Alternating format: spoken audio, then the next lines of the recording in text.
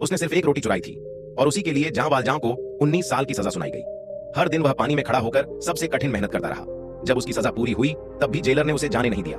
Jailer ने उसे एक असंभव काम दिया, इस भारी झंडे के खंभे को अकेले उठाकर मेरे सामने लाओ। वालजां ने दांत भींचे, सारी ताकत लगाई और उस विशाल खंभे को उठाकर सीधे जेलर के सामने रख दिया।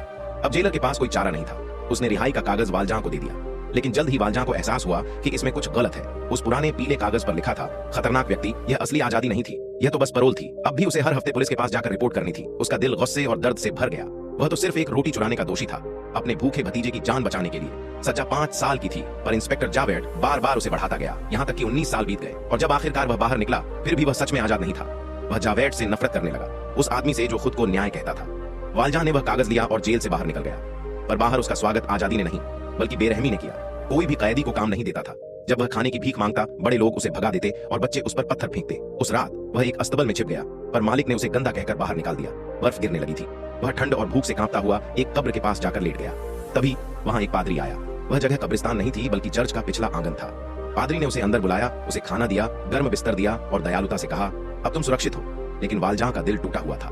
रात में उसने चर्च का चांदी का सामान चुरा लिया और भाग गया। अगली सुबह पुलिस ने उसे पकड़ लिया। वे उसे लेकर पादरी के पास आए और पूछा, क्या यह तुम्हारा चांदी का सामान है जिसे इसने चुराया? पादरी मुस्कुराए और बोले, नहीं, ये तो मैंने उसे उपहार में दिया था। उन्होंने 2 चांदी की मोमबत्तियां भी उठाई और कहा, और ये भी तो ले जाओ, इन्हें तो तुम भूल गए। पुलिस के पास कोई जवाब नहीं था।